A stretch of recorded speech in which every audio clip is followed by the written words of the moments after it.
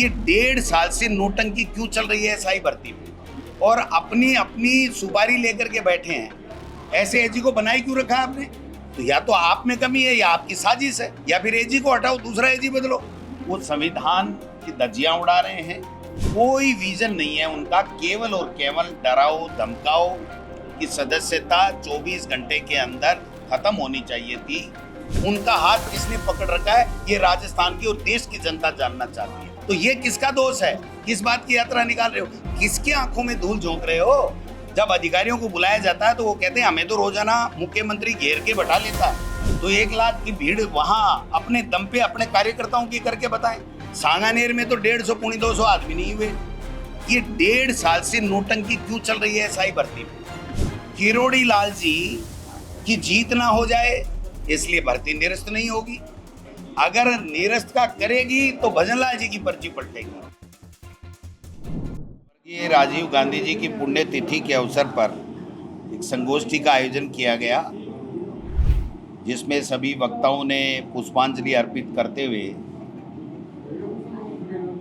राजीव गांधी जी ने जो महत्वपूर्ण फैसले इस देश को आगे ले जाने के लिए किए, देश की एकता और अखंडता के लिए जो बलिदान उनका हुआ, उस पर चर्चा हुई।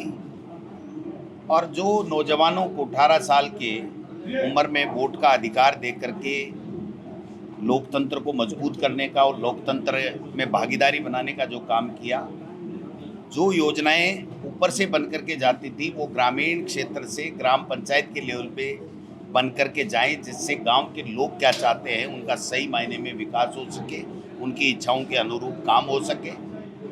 और जो 73वां और 74वां संविधान संशोधन था, जिससे पंचायती राज के अंदर ओबीसी का आरक्षण, 33% ये महिलाओं का आरक्षण, और उससे 5 साल में 100% वहाँ पर चुनाव की अनिवार्यता, ये जो कानून लिया। और आईटी का जो रिवोल्यूशन जो मैं समझता हूँ कि आज मोबाइल जितना टेक्नोलॉजी आई है वो उन्हीं की सोच के कारण से यहाँ आई है। जिस एआई की हम बात कर रहे हैं, अगर राजीव गांधी जी उस वक्त टेक्नोलॉजी को और 21वीं सदी का भारत कैसा हो इसकी परिकल्पना और उसको कार्य योजना नहीं तैयार करते तो ये संभव नहीं होता और हम बहुत पीछे चले जाते। तो इन सब बातें हुई हैं और कांग्रेस के कार्यकर्ताओं में उत्साह है। और एक बात की निराशा भी है कि केंद्र में और राज्य में डबल इंजन की सरकार होने के बाद भी वो संविधान की धज्जियां उड़ा रहे हैं। उनको जनता की परवाह नहीं है, जनता के मुद्दों की परवाह नहीं है, न रोजगार है, न जो आपकी महंगाई कम हो रही है, न बिजली है, न पानी है।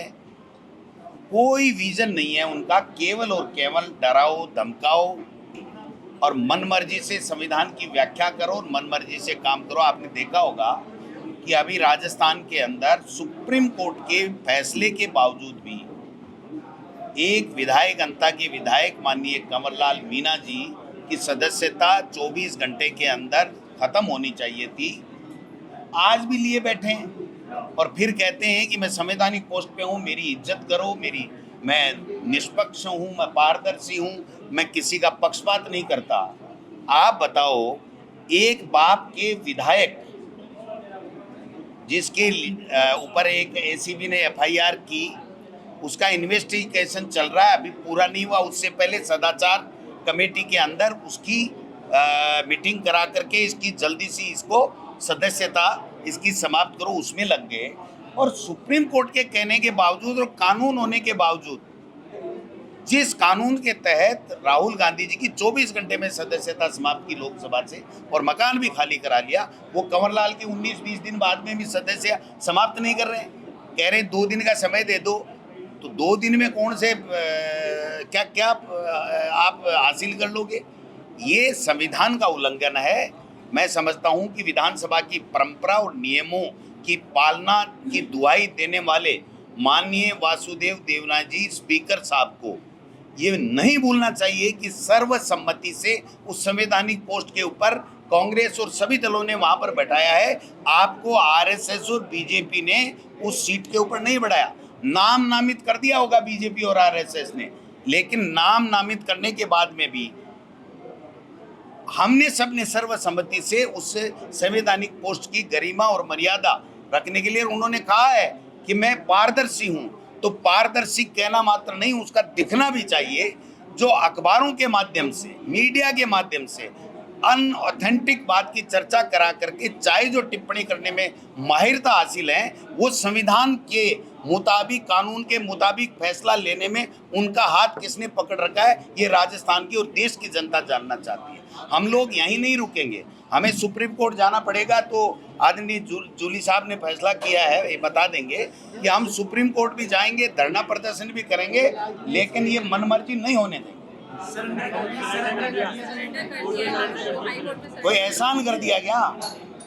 जिसको 3 साल की सजा हुई है वो तिहाड़ जेल में होना चाहिए, वो अभी तक भी 20 दिन से बाहर घूम रहा है, तो ये किसका दोष है? ये कहाँ की न्याय की बात है? और फिर भी कानून अपना काम करे, लेकिन ये सदस्यता के मामले पे फैसला क्यों नहीं कर रहे हैं देवनानी जी? किसने हाथ पकड़ रखा है? वो कह रहे हैं कि एजी की रिपोर्ट नहीं आई, तुम्हारा ही एजी है। गोविंद डोटासरा ने, अशोक गहलोत ने, टीकाराम जूलिया, सचिन पायलट ने तो नियुक्त किया नहीं है। और एजी, ऐसे एजी को बनाए क्यों रखा आपने? जो आदमी आपको 15 दिन में एक कानून का, एक लाइन का कानून है, स्पष्ट कानून है, जिसका कोई बट परंतु लेकिन नहीं है, उसके ऊपर आप लिए बैठे। और एजी अगर आपको रिपोर्ट नहीं दे रहा है तो या तो आप में कमी है या आपकी साजिश है कि आप एजी का बहाना बना करके बहाना बना रहे हो, या फिर एजी को हटाओ, दूसरा एजी बदलो। कौन मना कर रहा है इनको? तो मैं समझता हूँ कि ये जो हालात है, गर्मी में लोग प्यासे मर रहे हैं और मुख्यमंत्री जी सांगानेर में तिरंगा यात्रा निकाल रहे हैं। किस बात की तिरंगा यात्रा? तुम्हारी चौधर तो ट्रंप कर गया, अमेरिका कर गया, किस बात की यात्रा निकाल रहे हो? किसके आंखों में धूल झोंक रहे हो? आज पानी की आवश्यकता है, एक मंत्री फील्ड में नहीं है इनका, एक मंत्री फील्ड में नहीं है, एक अधिकारी फील्ड में नहीं है। और मुझे पता लगा है कि राजस्थान की विधानसभा की कमेटियों में जब अधिकारियों को बुलाया जाता है तो वो कहते हैं हमें तो रोजाना मुख्यमंत्री घेर के बैठा लेता है और 6-6 घंटे बैठा करके फोटो खिंचवाता रहता है, हम नहीं आ सकते क्योंकि हमारा मुख्यमंत्री हमारा तबादला कर देगा। यानी वहाँ भी संवैधानिक संस्थाओं का, कमेटियों का मखौल उड़ाया जा रहा है।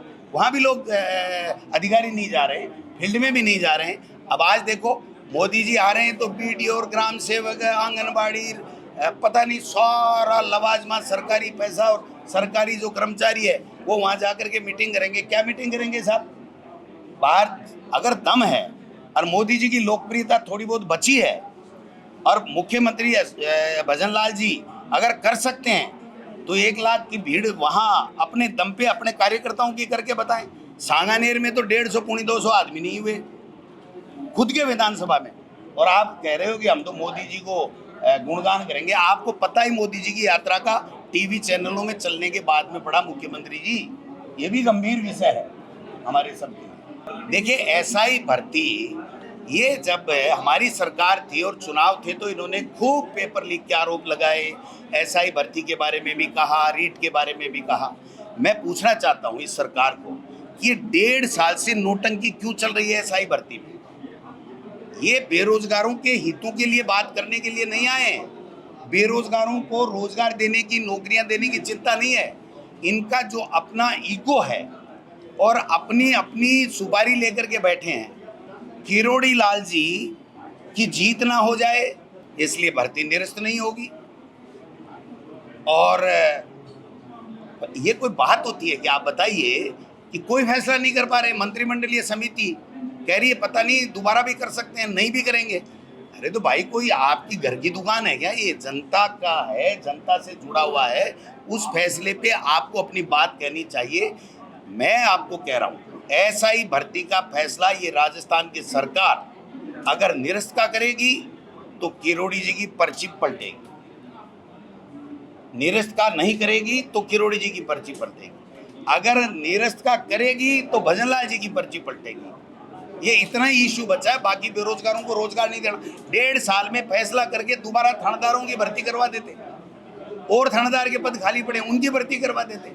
आप 1.5 साल से लिए बैठे हो, कोई फैसला नहीं कर रहे हो, अपने अहम की संतुष्टि के लिए बेरोजगारों का आप शोषण कर रहे हो, उनके साथ में अत्याचार कर रहे हो, अन्याय कर रहे हो। जो भी फैसला देना है आप फैसला दीजिए, इतनी हिम्मत तो होनी चाहिए। लेकिन पर्ची से, दिल्ली से पर्ची नहीं आती है तो फैसला नहीं हो सकता, और अगर निरस्त कर दी तो किरोड़ी जीत गया।